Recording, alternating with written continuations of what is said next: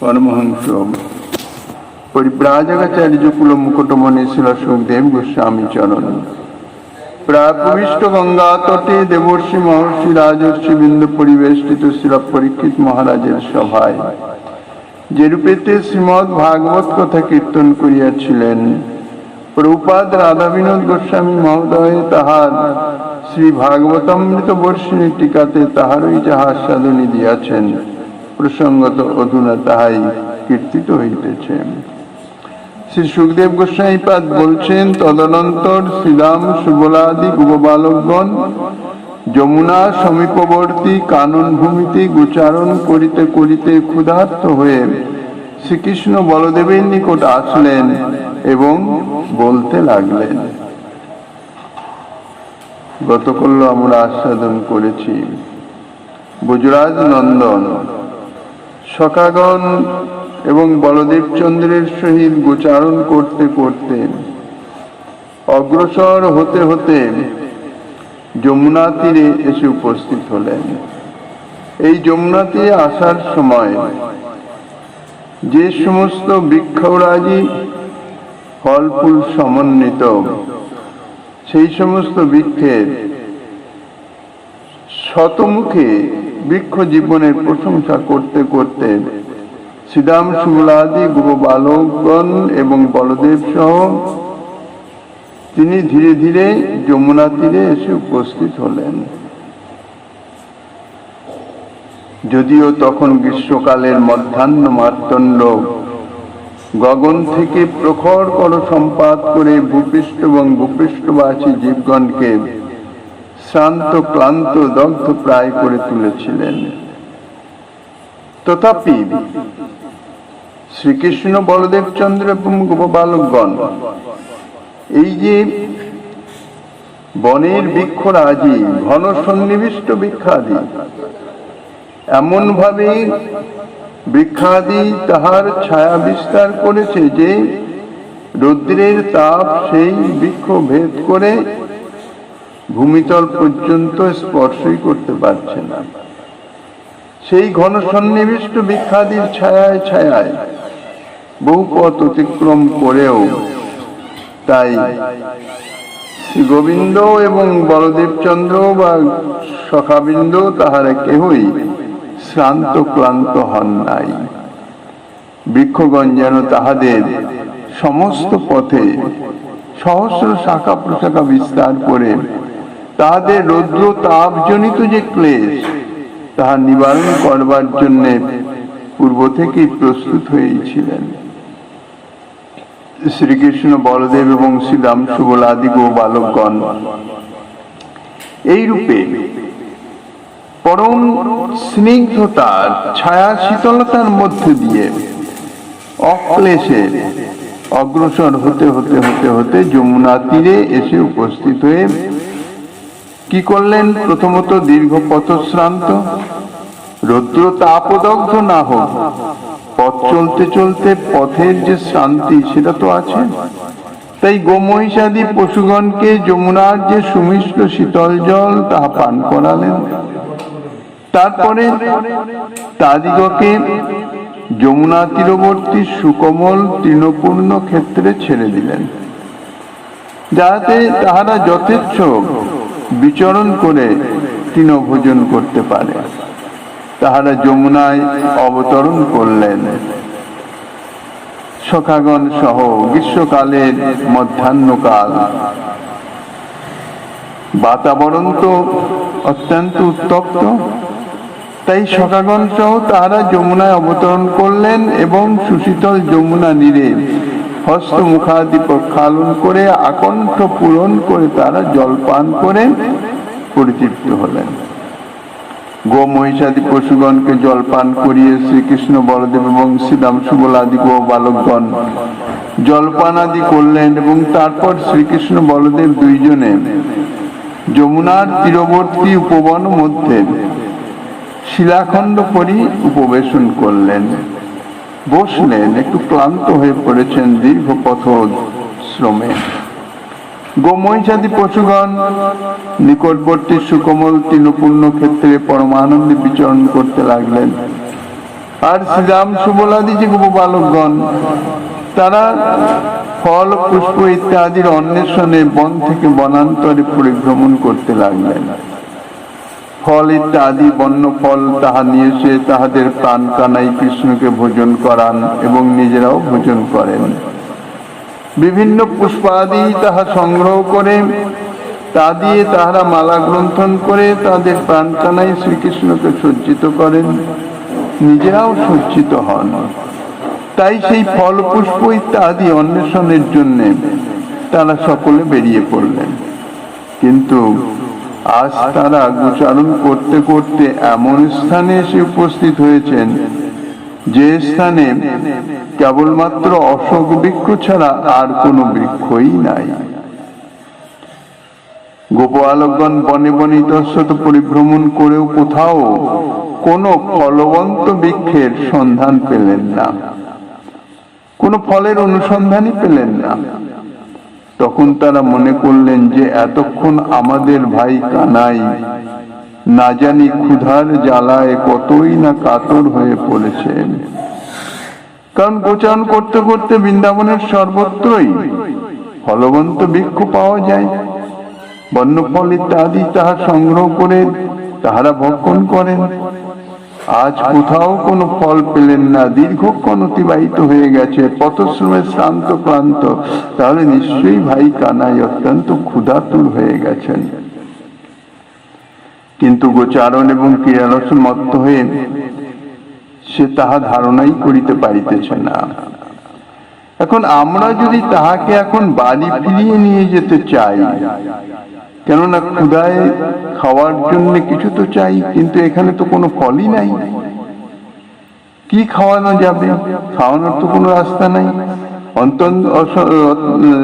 অন্তত ক্ষুধা শান্তির নিমিত্ত তাকে যদি এখন বাড়ি ফিরে নিয়ে যেতে চাই, অর্থাৎ বাড়িতে গিয়ে ভোজন করিয়ে ক্ষুধা নিবৃত্তি করাতে চাই, তাহলে সে তাহাতে কিছুতেই রাজি হবে না। কেননা নিজের ক্ষুধার জন্যে প্রাণ কানাই কখনো গোচারণ পরিত্যাগ করে গৃহে যাবে, সখাগণকে রেখে দিয়ে গোচারণে নিজে গৃহে যাবে নিজের উদরপূর্তির নিমিত্ত, এটি কখনোই সম্ভব নয়। কেননা প্রীতির ইহা ধর্ম নহে। সখাগণের যে প্রীতি, বিশেষ করে নিষ্কাম প্রীতি, ব্রজ প্রীতি, অভূতপূর্ব যে প্রেম সেবার পারিপাট্য, এই অনুভব করা অত্যন্ত দুরূহ অনুভবের বিষয়। এই জন্যেই ব্রজবাসীগণের যে আচরণ তাহা গ্রহণ করা অত্যন্ত কঠিন। কেননা সাধারণ বুদ্ধিতে ব্রজবাসীগণের আচরণ, তাহার কারণ অনুসন্ধান করা বা তাদের যে আচরণের যে ভাবের যে গভীরতা, তাহা অনুধাবন করা সম্ভব হয় না। এই জন্যেই যখন জগদানন্দ পণ্ডিত নীলাচল থেকে বৃন্দাবনে আসলেন মহাপ্রভুর অনুমতি নিয়ে, যদিও মহাপ্রভু প্রথমে তাকে ছাড়তে চান নাই, অন্তরঙ্গ প্রিয় পার্ষদ সত্যভামার অবতার জগদানন্দ মহাপ্রভু বলে দিয়েছিলেন বৃন্দাবনে গিয়ে তুমি সনাতনের নিকটে থাকবে, কেননা ব্রজবাসীগণের সঙ্গে থাকবে না, ব্রজবাসীদের আচরণ দেখবে না। তার কারণ হচ্ছে ব্রজবাসীর আচরণ তুমি গ্রহণ করতে পারবে না। সত্যভামা তো দ্বারকার পরিকর, জগদানন্দ সেইভাবে ভাবিত ব্রজের যে বিশুদ্ধ ভাব, বিশুদ্ধ প্রেম ও মাধুরী, যে প্রেমের যে পরাকাষ্ঠা, তাহা অনুভবে আসবে না। যেমন নিচু শ্রেণীর ছাত্ররা উচ্চ শ্রেণীর ছাত্রের পাঠ কিছুতেই বোধগম্য করতে পারে না, তার বিষয়। দ্বারকায়ও প্রেম আছে, দ্বারকার যে প্রীতি, যে প্রেম, তার থেকে ব্রজ প্রেম অনেক অনেক বেশি উৎকর্ষ সমন্বিত, চরমতম কক্ষায় অবস্থিত। এই জন্য ব্রজবাসীরা সমস্ত কিছু অনুভব করতে পারবেন, সকলের প্রেমের ভাব অনুভবে আসবে, কিন্তু ব্রজবাসীদের প্রেমের ভাব অন্য কেউ অনুভব করতে পারবে না। তাই সখাগণ মনে মনে চিন্তা করছেন, ফল অন্বেষণ করতে করতে করতে করতে ব্যর্থ হয়ে গেছেন। তখন চিন্তা করছেন, ভাই কানাই নিশ্চয়ই ক্ষুধাতুর হয়ে গেছেন, এখন তাকে কি খাওয়াবো আমরা? যদি তাকে গৃহে ফিরে গিয়ে ভোজনের নিমিত্ত বলি, তাহাতে সম্মত হবে না। কিন্তু যদি আমরা আমাদের অত্যন্ত ক্ষুধা হয়েছে বলে তার নিকটে কিছু খাইতে চাই, তাহলে সে নিশ্চয়ই আমাদের খাওয়াবার জন্য ব্যস্ত হয়ে বাড়ি ফিরে যাবে। কেননা সখাগণ প্রাণপ্রিয় সখা, সে ক্ষুধায় কষ্ট পাচ্ছে, তার ক্ষুধা নিবৃত্তির জন্য সর্বতভাবে চেষ্টা করবে। কিন্তু যদি ভাই কানাইয়ের ক্ষুধা নিবৃত্তির কথা বলি, সে আমলই দেবে না। ইহাই হচ্ছে বিশুদ্ধ প্রীতির ধর্ম। কারণ নিজের কোনো সুখানুসন্ধান, সুখ দুঃখের কোনো অনুসন্ধানই নাই, নিজের সুখ দুঃখের সম্বন্ধনীয় কোনো ক্রিয়াই নাই, কিন্তু পিত্তাস্পদের সামান্যতম সুখের নিমিত্ত সর্বতভাবে সর্বদাই চেষ্টিত। ইহাই হচ্ছে বিশুদ্ধ প্রীতির ধর্ম, স্বর্গত ধর্ম। যাচাই করে নিতে হয় নিজের অন্তরে আমার অভীষ্টের প্রতি আমার প্রীতি কতটা। প্রতিনিয়ত তাহা যেমন সোনা কষ্টি পাথরে ঘষে ঘষে তাহার শুদ্ধতা পরীক্ষা করে, সেই রকম আত্মবিশ্লেষণ সদা সর্বদাই মননের মাধ্যমে নিজেকে বিচার করা, যে আমার অভীষ্টের প্রতি আমার প্রীতিটা কতটা খাঁটি, কতটা এই আমি যে ক্রিয়াগুলি করিতেছি পিত্তাস্পদের সুখের নিমিত্ত, অভীষ্টের সেবার নিমিত্ত, এর মধ্যে আমার সুখের কোনো অনুসন্ধান বা প্রত্যাশা লুকায়িত ভাবে আছে কিনা, তাহলে তো বিশুদ্ধ প্রীতি হবে না। কাজেই সখাগণ মনে মনে চিন্তা করছেন, যদি আমাদের ক্ষুধার কথা বলি এবং কিছু খেতে চাই, ভাই কানাই ক্ষুধার জ্বালায় আমরা জর্জরিত, আমাদের কিছু ভোজনের যা হয় ব্যবস্থা করো, তাহলে সে নিশ্চয়ই আমাদের খাওয়ার জন্য ব্যস্ত হয়ে বাড়ি ফিরে যাবে। যদি নিতান্ত বাড়ি ফিরে নাই যায়, তাহলে যে বনে আম্র, পনস, কদলী ইত্যাদি ফল আছে, সেই বনের দিকে অগ্রসর হবে এবং অতি শীঘ্র সেখানে পৌঁছে বন্য ফল সংগ্রহ করে আমাদের ক্ষুধা নিবৃত্তির জন্য সচেষ্ট হবে। এবং প্রকারান্তরে আমাদের তো আর একারা ভোজন হয় না, সখাগণ সহ একত্রত সকলে মিলেই ভোজন হয়, তাহাতে কানাইয়ের ভোজন হবে, কানাইয়ের ক্ষুধার নিবৃত্তি হবে। ক্ষুধা এবং দীর্ঘ পথ অতিক্রমে আমাদের ভাই কানাই নিশ্চয় ক্ষুধিত এবং শ্রান্ত হয়ে পড়েছেন। এই সমস্ত কথা মনে করে শ্রীরাম সুবলাদি বালকগণ শ্রীকৃষ্ণ বলদেবের নিকটে এসে উপস্থিত হলেন, ব্যর্থ মনোরথ হয়ে, কোনো ফল পান নাই। অত্যন্ত ক্ষুধিত ভাবের অনুকরণ করে কৃষ্ণ এবং বলদেবকে কিছু বলতে আরম্ভ করলেন। শ্রীকৃষ্ণ এবং বালকগণ প্রত্যহী গোচারণ করতে যাবার সময় গৃহ থেকে খণ্ড, লড্ডুকাদি নানাবিধ খাদ্যদ্রব্য তার সঙ্গে নিয়ে আসেন এবং তাহারা যে বনে গোচারণ করতে যান সে বনেও অসংখ্য ফলবান বৃক্ষ থাকে। কৃষ্ণ যখন গোচারণে যান তখন মা যশোদা, বলদেব এবং শ্রীরাম সুবলাদি বালকগণের প্রত্যেকের নিকট অনুরোধ করেন যে বাপ আমার, তোমরা আমার জীবন গোপালকে মধ্যে মধ্যে খাওয়াবে, কিছুক্ষণ বাদে বাদেই তাকে খাওয়াবে, কিন্তু কেননা বাছা আমার একটুও ক্ষুধা সহ্য করতে পারে না, সেই জন্য আমি তাকে দণ্ডে দণ্ডে ভোজন করিয়ে থাকি। আমার গোপাল তাহাতেও সন্তুষ্ট না হয়ে কতবার দুদিকের নবনীত ইত্যাদি চুরি করে খায়। তাই বলতেছি বাপ বলাই, বাপ শ্রীরাম, বাপ সুবল, তোমরা আমার গোপালকে মধ্যে মধ্যে খাওয়াতে কিন্তু ভুলো না।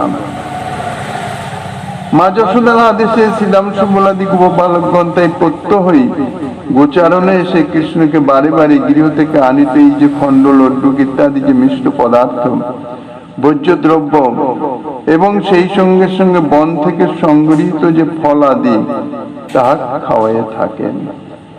কিন্তু আজ শ্রীকৃষ্ণের একটি বিশেষ লীলা প্রকাশিত হবে, তাহার নিমিত্ত লীলা শক্তি।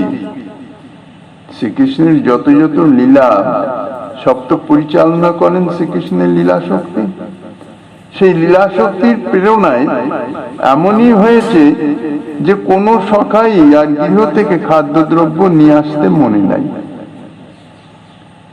এবং গোচারণ করতে করতে এমন বনে এসে উপস্থিত হয়েছেন যে সে বনে শুধু অসংখ্য অশোক বৃক্ষ জাতীয় বৃক্ষ, অর্থাৎ পুরুষ বৃক্ষ, সেখানে কোনো ফলের অনুসন্ধান নাই, ফলবান কোনো বৃক্ষই নাই। পরম করুণাময় অনন্ত মধুর লীলাবারিধি শ্রীকৃষ্ণ আজ তাহার ভক্ত চূড়ামণি যাজ্ঞিক ব্রাহ্মণ পত্নীগণের উপর অনুগ্রহ করে তাহাদের অন্ন গ্রহণ করবেন, তাহাদের অন্ন প্রার্থনা করে যেচে তাহা ভোজন করবেন বলে লীলাশক্তি আজ সকলকেই গৃহ থেকে খণ্ড লড্ডুকাদি নিয়ে আসার কথাটা ভুলিয়ে দিয়েছেন।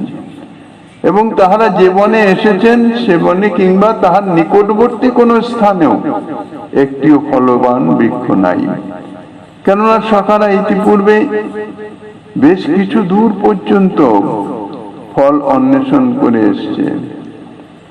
ইহাতে শ্রীরাম সুবলাদি গোপবালকগণ অত্যন্ত ব্যাকুল হয়ে পড়লেন। মাতা যশোমতী বলে দিয়েছেন মধ্যে মধ্যেই গোপালকে খাওয়াতে হবে, নইলে ক্ষুধায় অত্যন্ত কাতর হয়ে পড়েন। কাজেই প্রাণ কানাইয়ের ক্ষুধার কথা মনে করে তার সেই যে দুঃখ বা কষ্ট, ক্ষুধায় যে ক্ষুধার্ত হয়ে যে প্রাণ কানাই কষ্ট পাচ্ছে, সে কথা মনে হতেই শ্রীরাম সুবলাদি গোপবালকগণ সকলেই অত্যন্ত ব্যাকুল হয়ে পড়লেন। কেননা দীর্ঘক্ষণ যাবৎ তাহাদের প্রাণের বান্ধব শ্রীকৃষ্ণকে কিছুই খাওয়াতে পারেন নাই, সঙ্গে তো কোনো খাবার নাই। আর দীর্ঘ পথ একভাবে অতিক্রম করে যমুনার তীরে এসে উপস্থিত হয়েছে, শুধুমাত্র যমুনার জল ছাড়া আর কিছুই খাওয়াতে পারে নাই। তাই অত্যন্ত ব্যথিত হলেন এবং কিসে তাহাকে কিছু খাওয়ানো যায় এই চিন্তাতেই অধীর হয়ে পড়লেন। তাহারা প্রথমত কিছু বনের ফল খাওয়িয়ে শ্রীকৃষ্ণের ক্ষুধা নিবারণ করবেন মনে করে বনে বনে এসে ফল খুঁজে বেড়ালেন, কিন্তু কোথাও একটিও ফলবান বৃক্ষ দেখতে পান নাই। সেই জন্য তাহারা অগত্যা কৃষ্ণের নিকট ফিরে এসে, এখন কৃষ্ণকে তো বলা যায় না যে ভাই তোমার খুব ক্ষুধা পেয়েছে, ক্ষুধা পেলেও কৃষ্ণ তাহা সংগোপন করবেন, প্রকাশ করবেন না, এবং নিজের উদর পূর্তির নিমিত্ত বিন্দু মাত্র চেষ্টা করবেন না। নিজ সম্বন্ধনীয় কোনো প্রকার কোনো চেষ্টা নাই, সর্বচেষ্টা রহিত। ইহাই হচ্ছে এই প্রীতির ধর্ম। প্রীতি তো স্বাভাবিক পারস্পরিক, শুধু যে ভক্তই নিজ সম্বন্ধনীয় সুখানুসন্ধান শূন্য হবে তাহা নয়, ভগবানও তাই। ভগবানেও ভক্তের সুখের নিমিত্ত সদা সর্বদাই সচেষ্ট, নিজ সুখের নিমিত্ত নয়। ভগবান যে প্রেম সেবা গ্রহণ করেন কিসের জন্য? নিজের সুখের জন্য নয়। ভক্ত সেবা করে সুখী হবেন, ভক্ত সুখ পাবে, আনন্দ হবে, এই জন্যই ভক্তের প্রেম সেবা গ্রহণ করেন। নাহলে তার কি প্রয়োজন? তিনি আত্মারাম আত্মকাম, কোন রকম তার কোনো অভাব নাই, প্রয়োজন নাই, কিচ্ছু নাই। কিন্তু যে ভক্ত যেভাবে সেবা করতে চায় তাকে সুখী করবার নিমিত্তই তার সেবা গ্রহণের উৎকণ্ঠা, লালসা তাহাকে দেখানো হয়, দেখানো নয়, শ্রী গোবিন্দের চিত্তে সেই ভাব জাগরিত হয়। গোবালকগণের দৃঢ় ধারণা যে তাহাদের ক্ষুধার কথা শুনলে তাহাদের ভাই কানাই কখনোই নিশ্চেষ্ট হয়ে থাকতে পারবে না, তিনি নিশ্চয়ই কোন রূপে খাদ্য সংগ্রহ কিংবা গৃহে ফিরে যাবার ব্যবস্থা করবেন। সেই জন্যই শ্রীদাম সুবলাদি গোপালকগণ শ্রীকৃষ্ণ এবং বলদেবের নিকটে এসে এমন ভাবে অভিনয় করছেন যেন কতই ক্ষুধায় কাতর হয়েছেন, ক্ষুধার্ত হয়ে শ্রান্ত ক্লান্ত হয়ে যেন গলা দিয়ে আওয়াজই বেরোচ্ছে না, এইরকম ভাবে নানান কথা বলতে লাগলেন। এই পর্যন্ত বর্ণনা করেই পরমহংস শিরোমণি শ্রী সুখদেব গোস্বামী পাদের মনে যাজ্ঞিক ব্রাহ্মণ পত্নীগণের কৃষ্ণ প্রেম এবং কৃষ্ণের অনন্য সাধারণ ভক্ত বাৎসল্যের কথা জাগরুক হয়ে উঠল। তাহাতে তিনি ভাবাবেশে এতই অধীর হয়ে পড়লেন, শ্রীকৃষ্ণের সেই অভূতপূর্ব ভক্ত বাৎসল্যের ভাবে আবিষ্ট হয়ে পড়লেন। তার কণ্ঠরুদ্ধ হয়ে গেল। অশ্রুকম্প পুলক আদি সাত্ত্বিক ভাব ও বিকারের আবির্ভাবে তিনি একেবারে বিভোর হয়ে পড়লেন। সেই জন্যে এই অসম্পূর্ণ অবস্থাতেই শ্রী সুখদেবের কথাচ্ছেদ হওয়ায় এই স্থানেই এই অধ্যায়ের সমাপ্তি হয়ে গেল।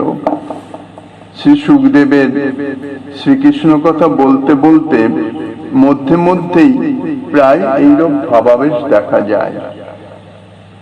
যখন এই শ্রী সুখদেবের এইরূপ ভাবাবেশ হয়, কণ্ঠ গদগদ হয়ে অবরুদ্ধ হয়ে যায়, তখন এই মহারাজ পরীক্ষিত এবং গঙ্গা তীর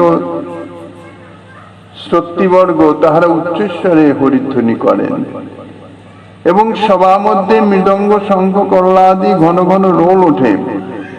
তাহাতে কি হয়, শ্রী সুখদেব গোস্বামী পাদের যে আবেশ, সেই আবেশটি ভঙ্গ হয় এবং একটু প্রকৃতস্থ হয়ে আবার তিনি কথা শুরু করে দেন। এবারেও শ্রী সুখদেবের ভাবাবেশ দেখে মহারাজ পরীক্ষিত এবং সমবেত শত্রুমণ্ডলী পূর্ববৎ ব্যবস্থা করলেন এবং শ্রী সুখদেব গোস্বামী পাদের যে আবেশ, সেই আবেশটি ভঙ্গ হয়ে গেল এবং আবার পরবর্তী লীলা অর্থাৎ গোপবালকগণ শ্রীকৃষ্ণের নিকটে এসে কি বললেন সেই লীলা ঘটনাবলী বর্ণনা শুরু করলেন। শ্রী গোপা উচুঃ রাম রাম মহাবীর্য কৃষ্ণ দুষ্ট নিবারহন এষা বৈ বাধতে ক্ষুণ্ণ তচ্ছান্তিং কর্তুর মহত্তম। গোপবালকগণ বলছেন, হে মহাবীর্যশালী রাম, হে দুষ্ট দমনকারী কৃষ্ণ, আমরা ক্ষুধায় অত্যন্ত কাতর হয়েছি, তোমরা আমাদের ক্ষুধা শান্তির উপায় করো। শ্রী শুক উবাচ ইতি বিজ্ঞাপিত গোপৈর ভগবান জগদীশ্বরঃ ভক্তায়া বিপ্রভার্যায়া প্রসিদন নিদমব্রবীত। শ্রী সুখদেব গোস্বামীপাদ বলছেন, শ্রীদাম সুবলাদি গোপবালকগণের এই কথা শুনে সর্বশক্তিমান জগদীশ্বর শ্রীকৃষ্ণ ভক্তি পরায়ণা যাজ্ঞিক ব্রাহ্মণ পত্নীগণের উপর প্রসন্ন হয়ে অর্থাৎ তাহাদের কথা স্মৃতিপথে জাগরিত হয়ে তিনি গোপবালকগণকে সখাগণকে বলছেন, প্রয়াত দেব যজনং ব্রাহ্মণা ব্রহ্মবাদিনঃ শত্রু মাঙ্গিরসং নাম ঝ্যাসতে স্বর্গ কাম্যয়া তত্র গত্তৌদনং গোপা যাচতাস্মৎ বিসর্জিতাঃ কীর্তয়ন্ত ভগবত আর্যস্য মম চাভিধান। হে গোপবালকগণ, তোমরা ওই যজ্ঞশালায় গমন করো, ওখান থেকে দেখা যাচ্ছে যজ্ঞের ধূম উঠিতেছে, ওই যজ্ঞশালায় গমন করো, সেখানে ব্রহ্মবাদী ব্রাহ্মণগণ স্বর্গপ্রাপ্তির কামনায় আঙ্গিরস নামক যজ্ঞের অনুষ্ঠান করিতেছেন। হে গোপবালকগণ, তোমরা আমাদের প্রেরিত রূপে সেখানে উপস্থিত হয়ে দাদা বলরাম এবং আমার নাম করে কিছু অন্ন যাচনা করো, কিছু অন্ন প্রার্থনা করো। শ্রীকৃষ্ণ এবং বলদেব চন্দ্র দুইজনে যমুনাতীরস্থ অশোক বনে শিলাখণ্ডে প্রবেশন করে অশোক কাননের সুবাসন দর্শন করিতেছিলেন। ঠিক সেই সময় শ্রীরাম সুবলাদি বালকগণ নানাবিধ অঙ্গভঙ্গি করে উদরে বাম হস্ত মর্দন করতে করতে যেন তাহাদের অত্যন্ত ক্ষুধা পেয়েছে। তাদের সম্মুখে উপস্থিত হয়ে বলছেন, ভাই কৃষ্ণ, দাদা বলাই, আমরা ক্ষুধায় একেবারে কাতর হয়ে পড়েছি। এখনই যদি আমাদের কিছু ভোজনের ব্যবস্থা না করো তাহলে আমরা আর গোচারণ কিংবা গোষ্ঠ ক্রীড়াদি কোনো কিছুই করতে সমর্থ নই। ভাই কৃষ্ণ, তুমি তো এতক্ষণ বৃক্ষগণের উদারতার সম্বন্ধে খুব বক্তৃতা দিলে, খুব আলোচনা করতেছিলে, কিন্তু তোমার সেই উদার বৃক্ষগণ আমাদের ক্ষুধা নিবৃত্তি করতে পারল না। ক্ষুধা নিবৃত্তির নিমিত্ত একটি ফলও প্রদান করে নাই।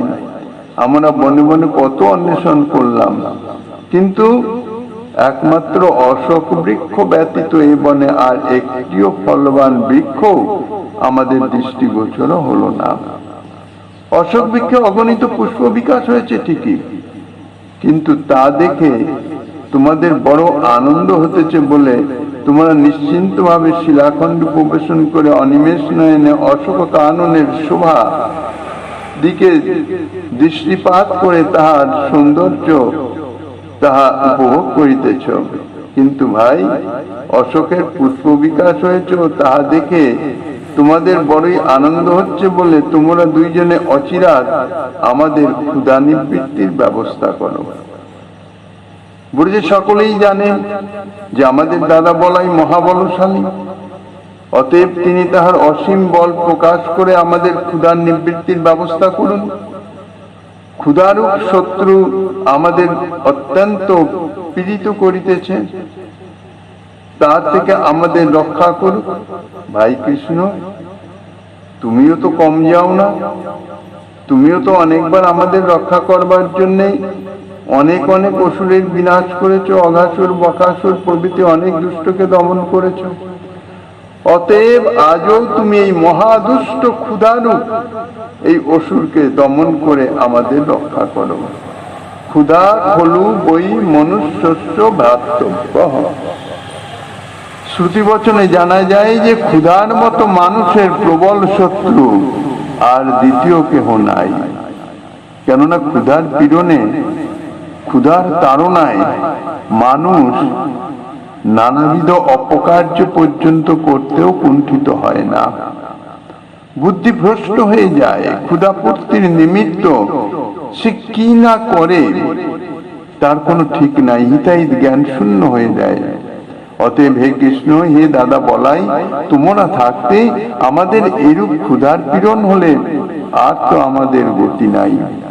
তাই বলিতেছি, যাহাতে আমাদের সত্তর এই ক্ষুধার নিবৃত্তি হয় তার ব্যবস্থা করো। পরমহংস শিরোমণি শ্রী সুখদেব গোস্বামী পাদ এই অভিনব লীলার অবতারণা করে মহারাজ পরীক্ষিতকে বললেন, হে মহারাজ, ভক্ত বৎসল শ্রীকৃষ্ণের লীলাভঙ্গি যে কি চমৎকার তাহাই দেখো। যাহার শ্রীচরণ স্মৃতিমাত্র, স্মরণ মাত্রই সংসার ক্ষুধারও অবসান হয়ে যায়। অর্থাৎ অন্তরের যে ভোগ বাসনা অনাদিকাল থেকে যাহার হৃদয়ে অবস্থান করে যে সংসার, অর্থাৎ ভোগ ক্ষুধা, ভোগের নিমিত্ত যে তীব্র আসক্তি, যে তীব্র উৎকণ্ঠা, তীব্র চেষ্টা, তার পর্যন্ত অবসান হয়ে যায়। সেই সর্বতাপহারী শ্রীহরির পরম প্রিয় বান্ধব শ্রীরাম সুবলাদি গোপবালকগণ আজ ক্ষুধায় কাতর হয়ে তাহারই নিকটে এসে ক্ষুধা নিবৃত্তির নিমিত্ত বিনীত নিবেদন জানাইতেছেন। ভক্তবৎসল হরি তাহার ভক্তের সহিত যে কত মধুর খেলা খেলেন তার আর কোন ইয়ত্তা নাই। গোপবালকগণের ক্ষুধার কথা শুনে তার তখন যাজ্ঞিক ব্রাহ্মণ পত্নীগণের কথা মনে পড়ে গেল। তিনি মনে করলেন যে এই সুযোগে যাজ্ঞিক ব্রাহ্মণ পত্নীগণকে কৃতার্থ করতে হবে। তাহারা দীর্ঘকাল ধরে আমার আরাধনা করে যাচ্ছে, তাহারা অনেকদিন থেকে মনে মনে আমার চরণে আত্মসমর্পণ করে আমার ওই কৃপা লাভের প্রতীক্ষায় কাল যাপন করিতেছে। কিন্তু এ পর্যন্ত তাহারা আমাকে একবার দর্শনেরও সুযোগ পায় নাই, চোখেও দেখতে পায় নাই। গোপবালকগণের ক্ষুধা নিবৃত্তি করার ছলে আজ তাহাদের বাসনা পূরণ করতে হবে। ভক্তবৎসল হরি ভক্তের মনোবাঞ্ছা পূরণের জন্য এই প্রকার সংকল্প করে ধীর ও গম্ভীর স্বরে শ্রীরাম সুবলাদি গোপবালকগণকে বলছেন, ভাই শ্রীরাম, ভাই সুবল, তোমরা তো ক্ষুধিত হয়েছ, তাতে চিন্তা কি? এবনে ফলবান বৃক্ষ নাই বলে কি তোমাদের ক্ষুধা নিবৃত্তির কোনো উপায় হবে না? নিশ্চয়ই ব্যবস্থা হবে। তোমরা যদি ক্ষুধা নিবৃত্তির জন্য বনে বনে ফলবান বৃক্ষের অনুসন্ধানে ঘুরে না বেরিয়ে এতক্ষণ আমাকে বলতে, তাহলে অনেক আগেই তোমাদের ক্ষুধা নিবৃত্তির ব্যবস্থা হয়ে যেত।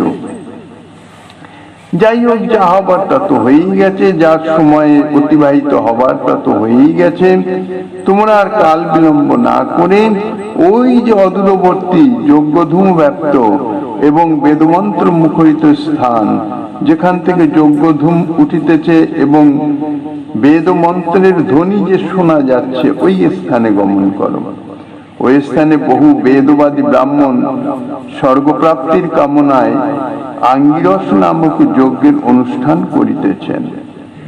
তোমরা সেখানে গিয়ে সেই সমস্ত যজ্ঞ অনুষ্ঠানরত এবং বেদ মন্ত্র উচ্চারণ পরায়ণ ব্রাহ্মণগণের নিকট অন্ন যাচনা করো, অন্ন প্রার্থনা করো। তাহলে তাহারা তোমাদিগকে প্রচুর পরিমাণে অন্নদান করবেন এবং তাহাতে সকলেরই ক্ষুধা নিবৃত্তি হয়ে যাবে। তোমাদের যদি ব্রাহ্মণগণের নিকট অন্ন যাচনা করতে লজ্জা কিংবা সংকোচ বোধ হয়, কেননা সরাসরি প্রার্থনা করতে আমাদের কিন্তু অন্ন প্রদান করুন এ কথা বলতে স্বাভাবিক লজ্জা আসতেই পারে, কারণ নিজের জন্য কিছু চাওয়া এটি লজ্জাকর বিষয়। তাই যদি তোমাদের লজ্জা বা সংকোচ মনে হয়, তাহলে এক কাজ করো, আমার এবং দাদা বলদেবের নাম করে অন্ন যাচনা করো। তাহলে আর তোমাদের কোনো লজ্জাদির কারণ থাকবে না, কেননা তোমরা তো নিজেদের জন্য চাইতেছ না, আমাদের জন্য চাচ্ছ। যজ্ঞ অনুষ্ঠানে রত ব্রাহ্মণগণের অন্ন তাহা পরম পবিত্র হয়, তাহা ভোজন করলে আমাদের সকলেরই পরম কল্যাণ হবে, ইহাতে কোনো মাত্র সন্দেহ নাই। অতএব আর কাল বিলম্ব করো না, তোমরা অতি শীঘ্রই ওই যজ্ঞ স্থানে গমন করো। এখন ব্রাহ্মণগণ তারা স্বভাবতই হচ্ছেন দয়ালু, কাজেই একে তো দয়ালু মনোভাবাপন্ন, দান করা ব্রাহ্মণগণের ধর্ম। কেউ কিছু প্রার্থনা করলে ব্রাহ্মণগণ তাহা কখনো অপূর্ণ করেন না, তার উপরে আবার তাহারা যজ্ঞ অনুষ্ঠান করিতেছেন। কাজেই সেখানে কোনো প্রার্থী কখনোই বিফল মনোরথ হয়ে ফিরে যেতে পারে না।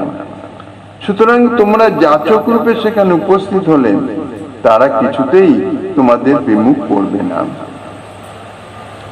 অনন্ত লীলাময় স্বয়ং ভগবান শ্রীকৃষ্ণের লীলাভঙ্গি এবং সেই সঙ্গে তার যে বাচন ভঙ্গি, তাহা অতীব দুর্গেয়,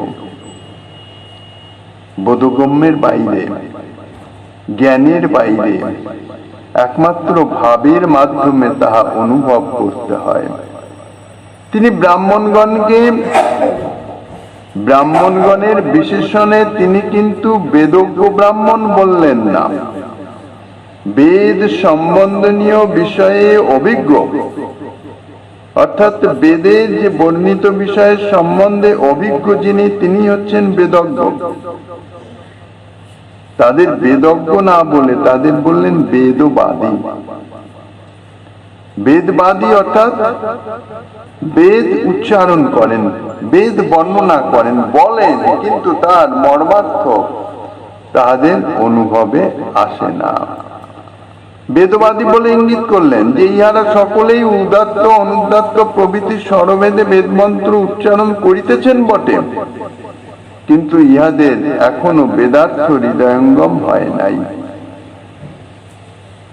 শাস্ত্রার্থ, শাস্ত্র উচ্চারণ করে অর্থাৎ শুদ্ধভাবে উচ্চারণ করে বর্ণনা করে পাঠ করা সহজ, কিন্তু শাস্ত্রের শব্দার্থ তাহাও অনুভব করা যায়, কিন্তু শাস্ত্রের যে মর্মার্থ, শাস্ত্র কি বলছেন, কি বলতে চাইছেন, তাহা অনুভব করা সহজসাধ্য বিষয় নয়।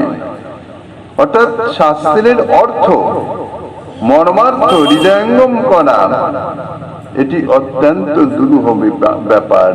মহৎ কৃপা ব্যতীত, ভগবত কৃপা ব্যতীত, শাস্ত্র গ্রন্থের কৃপা ব্যতীত তাহা কখনোই সম্ভব নয়। এই জন্যেই বলা হয় যে পাণ্ডিত্যের দ্বারা কখনো ভক্তি লাভ হয় না।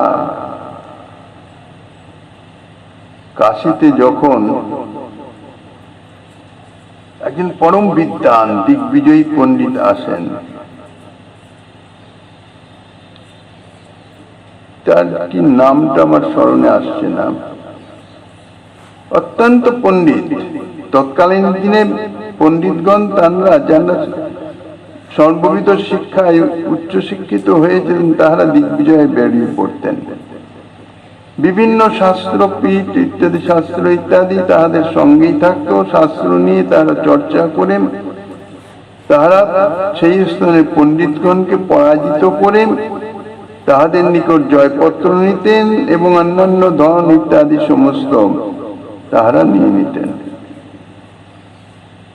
তো এইভাবে দিগ্বিজয় করতে করতে কাশীতে এসে উপস্থিত হলেন। আর এই জাতীয় যে পণ্ডিতগণ, তারা সচরাচর প্রায় সকলেই সরস্বতী দেবীর কৃপা পাত্র হন। অর্থাৎ পাণ্ডিত্যের যে মানে অধিপতি সরস্বতী দেবী, বাগদেবী, তাঁর কৃপা পাত্র হন। তাঁর কৃপাতেই সর্বত্র জয়লাভ করে থাকেন। যেমন মহাপ্রভুর সময় কেশব কাশ্মীরি পণ্ডিত, ঠিক সেই রকম ইনিও সেই রকম সরস্বতীর বরপুত্র। এনাকে পরাজয় করা, পরাজিত করা সাধারণভাবে কাহারও সম্ভব নয়। কাশী তো পণ্ডিতদের পীঠস্থান। এবার কাশীর যে পণ্ডিতগণ, তাহারা তো অত্যন্ত ভীত হয়ে গেলেন। যদি পরাজিত হয়ে যান তাহলে কাশীর মান সম্মান নষ্ট হয়ে যাবে, নাক কাটা যাবে বলতে গেলে। পণ্ডিতগণ তাহারা মহাদেবের, অর্থাৎ কাশীর যিনি অধিপতি বিশ্বেশ্বর মহাদেব, তাঁর চরণে শরণাগত হয়ে গেলেন। শরণাগত হয়ে প্রার্থনা করতে থাকলেন। মহাদেব নির্দেশ দিলেন যে তোমরা কাজ করো, তোমরা কেউ শাস্ত্র চর্চা করতে যেও না, পণ্ডিতকে বলো। তখন কবিরজি তিনি কাশীতেই অবস্থান করেন। ভক্ত, পরম ভক্ত কবির। কবির কিন্তু জাগতিক কোনো লেখাপড়া ইত্যাদি কোনো কালেই করেন নাই। ভক্তের তো এই জাগতিক বিদ্যার কোনো অপেক্ষা নাই। সর্বশাস্ত্র হৃদয় স্ফূর্তি প্রাপ্ত হয়। শ্রীকৃষ্ণের ভক্তি বলে, ভক্তি দেবী স্বয়ং যার হৃদয়ে প্রকাশিত, তার কোনো কিছুই কোনো দিক দিয়েই কমতি থাকে না। এখন এই তত্ত্ব তো সাধারণ পণ্ডিতগণ জানেন না, তারা জানতে পারেনও না। কারণ পাণ্ডিত্যের দ্বারা ভক্তের মহিমা বোঝা যায় না, কখনো অনুভবেই আসে না। পাণ্ডিত্যের একটা অভিমান আছে, সেই অভিমান অন্তরে এমন ভাবে ক্রিয়া করে যে বুঝতে দেয় না। নিজের জ্ঞানের উপরে একটা পর্দা আবরণ করে রাখে, কিছুতেই বুঝতে পারে না যথার্থ ভক্তির, ভক্তের যে মহিমা। তা মহাদেব তিনি পণ্ডিতগণকে আদেশ দিলেন, তোমরা কাজ করো। দিগ্বিজয়ী পণ্ডিতকে বলো যে আমাদের সকলের হয়ে কবির দাসজি আপনার সঙ্গে শাস্ত্র আলোচনা করবেন। ওনাকে যদি পরাজিত করতে পারেন তাহলে কাশীর থেকে জয়পত্র পেয়ে যাবেন, আমরা সকলেই পরাজয় স্বীকার করে নেব। এখন পণ্ডিতগণ তারা মনে করলেন কবির দাসজি সে তো শাস্ত্রের কিছুই জানে না, কোন রকম পাণ্ডিত্যের লেশাভাসও নাই বলতে গেলে। তার সঙ্গে শাস্ত্র চর্চা, কি শাস্ত্র চর্চা হবে? কিন্তু স্বয়ং বিশ্বেশ্বর ভগবান মহাদেবের আদেশ তাহলে নিশ্চয়ই এর মধ্যে কোনো গোপন রহস্য কিছু লুকায়িত আছে। কাজেই তারা সেটা স্বীকার করে পণ্ডিতকে তাই বললেন যে কবির দাসজির সঙ্গে শাস্ত্র আলোচনা করবার জন্য। কবির দাসজিকে গিয়ে বলতে কবির দাসজি বললেন, আমার কাগজ কলমের সঙ্গে কোনো সম্বন্ধ নাই এই জীবনে, আমি কি শাস্ত্র আলোচনা করব? কিন্তু ভগবান মহাদেবের আদেশ, কাজেই আমি তো অবহেলাও করতে পারি না। তোমরা দিগ্বিজয়ী পণ্ডিতকে নিয়ে আসো। নিয়ে এলেন। কবির দাসজি সম্বন্ধে পণ্ডিত আগেই শুনেছেন, বলছেন এর সঙ্গে শাস্ত্রের তো কি আলোচনা করব। মনের মধ্যে অভিমান আরো বর্ধিত হয়ে গেল, আরো গর্বে স্ফীত হয়ে আছে। কবির দাসজিকে বলছেন যে কি শাস্ত্র আলোচনা করবেন বলুন। কবির দাসজি বলছেন, আমার তো কাগজ কলমের সঙ্গে কোনো সম্বন্ধ নাই, আপনি প্রশ্ন করুন, আমি যথাযথ উত্তর দেওয়ার জন্য চেষ্টা করব প্রভুর কৃপায়। এখন সাধারণত যিনি ছোট হন তিনি প্রশ্ন করেন আর উত্তর প্রদান করেন যিনি মানে বয়োবৃদ্ধ বা জ্ঞানবৃদ্ধ, যাকে শ্রেষ্ঠত্বের আসনে বসানো হয়। তা পণ্ডিত বলছেন, মনে মনে ভাবছেন যে আমি প্রশ্ন করব কেন, আমি কি ছোট নাকি, কম নাকি? কবির দাসজি বললেন, আপনি প্রশ্ন করুন। কবির দাসজি বললেন, আচ্ছা ঠিক আছে, আমি বেশি কিছু জিজ্ঞাসা করছি না, একটা প্রশ্ন, আপনি পড়ে বুঝেছেন না বুঝে পড়ছেন? এখন এ জাতীয় প্রশ্নের কোন শাস্ত্রে তো লেখা নাই। অর্থাৎ আপনি যে পণ্ডিত অর্থাৎ শাস্ত্র চর্চা ইত্যাদি করার পরেই শাস্ত্রার্থ অনুভবে এসছে, নাকি শাস্ত্রার্থ অনুভব করে তারপরে আপনি এই শাস্ত্র আলোচনা ইত্যাদি পড়াশোনা শুরু করেছেন? পণ্ডিতের কোনো মাথা মুন্ডু কিছুই উত্তর খুঁজে পেলেন না। মনে মনে বিচার করছেন, শাস্ত্র ইত্যাদি শাস্ত্র জ্ঞানের যথার্থ ফল, অর্থাৎ শাস্ত্র যদি বোঝা যায়, অনুভবে আসে, তাহলে যেটা হয় সেটা তো আমার হয় না, আমার তো সেটা নাই। তাহলে আমি এত শাস্ত্র আলোচনা করেও কিছু বুঝি নাই, আর আগে শাস্ত্র বুঝে তারপরে শাস্ত্র চর্চা, সেটা তো হয়ও নাই। কাজে এর কোনোটাই আমার দ্বারা হয় নাই। কবির দাসজিকে বলছেন যে আমি যে বুঝেও পড়ি নাই, পড়েও বুঝি নাই, তবে এ বিষয়ে আমার কিছু বক্তব্য নাই। আজকের মতো এখানে ক্ষান্ত, পরের দিন আবার আলোচনা করা যাবে। তো যথার্থ পাণ্ডিত্যের দ্বারা, শাস্ত্র জ্ঞানের দ্বারা প্রকৃত মর্মার্থ বোঝা যায় না।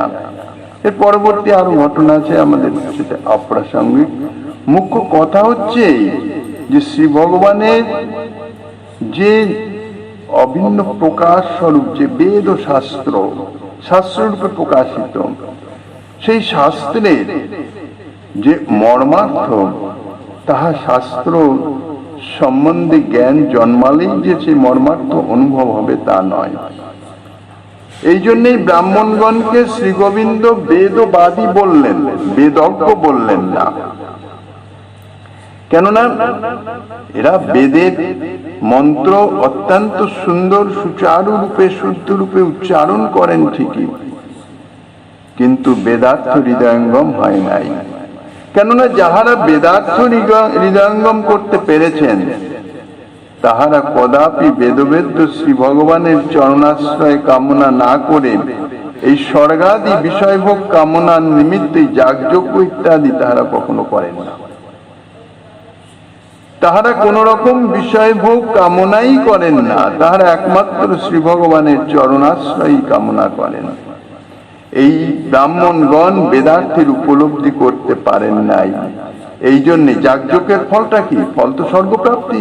যে কোনো ধরনের যজ্ঞ করলে তার ফল হচ্ছে স্বর্গ সুখ ভোগ।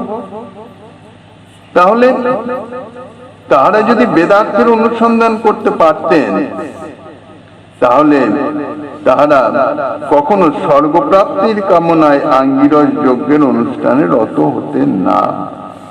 যজ্ঞানুষ্ঠান পরিত্যাগ করে তাহারা ভক্তি ভজনে রত হতেন।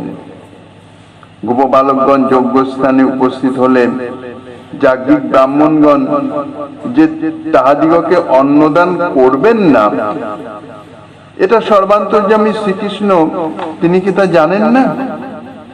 নিশ্চয়ই জানেন। কিন্তু তথাপি তিনি গোপবালকগণকে সেই যাজ্ঞিক ব্রাহ্মণগণের নিকটে যজ্ঞে যে ধর্ম কোনো প্রার্থী বিফল মনোরথ হয়ে যান না, যে কোনো প্রার্থী আসলে তাহার প্রার্থনা পূরণ করা ইহাও যজ্ঞের একটি অঙ্গ। যেমন বলি মহারাজের যজ্ঞে দেখা যায়, বামন রূপে শ্রী ভগবান গিয়ে বলি মহারাজের যজ্ঞে প্রার্থনা করেছিলেন এবং বলি মহারাজ তাহার গুরু শুক্রাচার্যের নিষেধ সত্ত্বেও তাহা পূরণ করেছিলেন। এটি ধর্ম। সেই জন্যেই গোপবালকগণকে সেখানে পাঠিয়ে দিয়ে জগৎকে জানালেন যে বহু শাস্ত্র অধ্যয়ন কিংবা উচ্চারণ করতে পারলেই প্রকৃত ধর্মের অনুসন্ধান পাওয়া যায় না। তাহা কেবল নিষ্কাম ভক্তি যাজনেই লাভ করা যেতে পারে। শাস্ত্র চর্চা ইত্যাদি অপেক্ষা আছে, প্রয়োজন ঠিকই, কিন্তু সেটি মূল নয়। মূল হচ্ছে ভক্তি ভজন। ভজনের যে মূল কথা, ভজনের যে সার কথা, সেটি উপলব্ধি হওয়াটা বিশেষ প্রয়োজন। আর সেটি উপলব্ধি করার জন্যই শাস্ত্র চর্চা, শাস্ত্র আলোচনা। যার জন্যই গোবর্ধনের সিদ্ধ কৃষ্ণদাস বাবা, এখনকার দিনের শাস্ত্রের তো বহু রকম অনুবাদ, বহু রকম টিকা, বহু কিছু আছে। কাজে সংস্কৃত বিষয়ে না জানলেও মোটামুটি শাস্ত্রের অর্থ জানা যায়। তা গোবর্ধনের সিদ্ধ বাবা তিনি তৎকালীন গোস্বামীগণের যে গ্রন্থ সমস্তই সংস্কৃত এবং অত্যন্ত কঠিন, স্বাভাবিক সহজ সরল সংস্কৃত ভাষা নয়। এখন সেগুলো যদি গোস্বামীগণের গ্রন্থগুলো যদি না জানা যায়, তাহলে যথার্থ ভজন পথে অগ্রসর হওয়া একটু অসুবিধাজনক হয়ে যায়।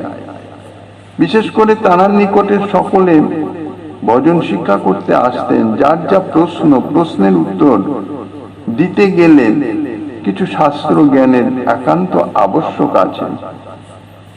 এই জন্য তিনি শাস্ত্র শিক্ষা শুরু করলেন। এখন সংস্কৃত জানতে গেলে প্রথমে ব্যাকরণ শিখতে হবে। তিনি শিক্ষা শুরু করলেন। এদিকে তার আগেই তিনি ভজনে একেবারে পরিপূর্ণরূপে নিয়োজিত হয়েছিলেন। শাস্ত্র চর্চা 24 ঘন্টা তিনি ভজনেই থাকতেন, ভজন নিয়মেই থাকতেন। এখন শাস্ত্র শিক্ষা করতে গেলে কিছু সময় তো দিতে হবে। এখন যিনি পূর্ব থেকেই নিয়ম করে নিয়েছেন, সেই নিয়ম 24 ঘন্টাই নিয়ম। এই জন্যই ভক্তের আলাদা কোনো নিয়ম থাকে না, কেননা তাদের সম্পূর্ণ জীবনটাই সম্পূর্ণ নিয়মের অধীন। আজকে এই নিয়ম নেব, কালকে ও নিয়ম নেব, এগুলি যথার্থ একান্তি ভক্তের ধর্ম নয়। কেন তাদের সময় কোথায়? সমস্ত সময়টাই তো তারা ভগবত ভজনের বিভিন্ন রকম কার্যে নিয়ম নিয়েই বসে আছেন। এখন সিদ্ধ বাবার শাস্ত্র চর্চা করতে গেলে ভজন নিয়ম ছুট হয়ে যাচ্ছে, আর ভজন নিয়ে থাকলে শাস্ত্র চর্চা হচ্ছে না। অত্যন্ত দুঃখী হয়ে গেলেন। কি করবেন কিছু দিশা পাচ্ছেন না। অথচ শাস্ত্র জ্ঞান না হলেও যথার্থ যে মর্ম ইত্যাদি যাহারা অনুগত জন, তাদের বোঝানো অসম্ভব হয়ে যাচ্ছে। আমি অন্তরে বুঝছি, কিন্তু তার দৃষ্টান্ত সহ বুঝাতে হলে তাতে কিছু শাস্ত্র জ্ঞান চাই। অত্যন্ত দুঃখী হয়ে গেলেন। তখন সনাতন গোস্বামী পাদ ললিতাজি তাঁকে দর্শন দিয়ে যখন কুশল প্রশ্ন ইত্যাদি করলেন, তখন মনের এই বেদনাটি নিবেদন করেছিলেন। তাহাতে বলেছিলেন যে তোমার শাস্ত্র চর্চার কোনো অপেক্ষা নাই, কোনো প্রয়োজন নাই। সমস্ত শাস্ত্র তোমার হৃদয়ে স্বাভাবিকভাবে স্ফূর্তি প্রাপ্ত হবে।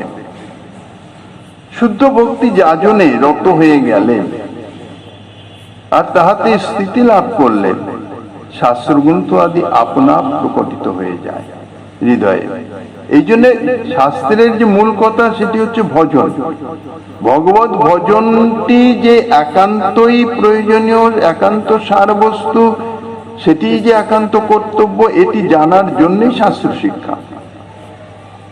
কাজেই একমাত্র নিষ্কাম ভক্তি যাজনের ফলেই সেটি অনুভবে আসে।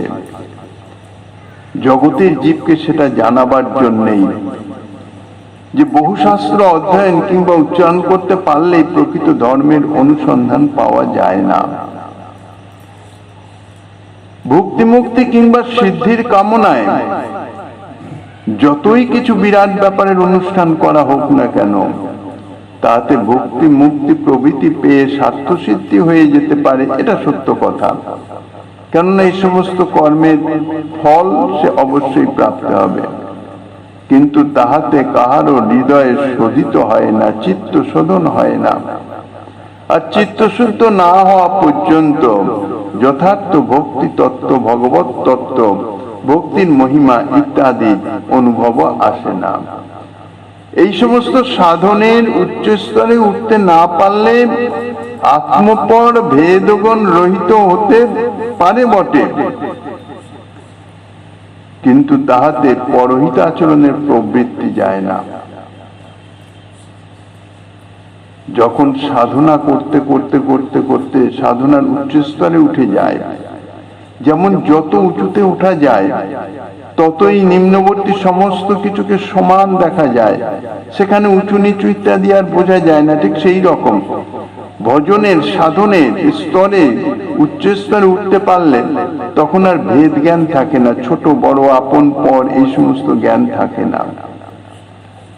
আর সেই অবস্থায় আসলেই তবেই অপরের উপকারের যে প্রবৃত্তি সেটি হৃদয়ে জাগরিত হয়, এবং সেই পরহিত আচরণের যে প্রবৃত্তি তা প্রাপ্তির একমাত্র উপায় হচ্ছে নিষ্কাম ভক্তি।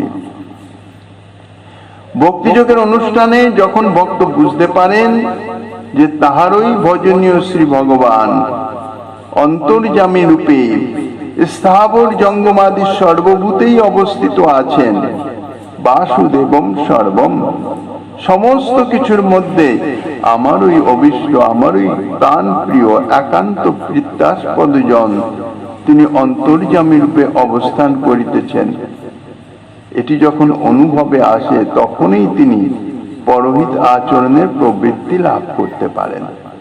স্বতঃস্ফূর্ত ভাবে অপরের উপকারের নিমিত্ত তাহার হৃদয়ে একটি আকাঙ্ক্ষা সেটি স্ফূর্তি প্রাপ্ত হয়, জাগরিত হয়।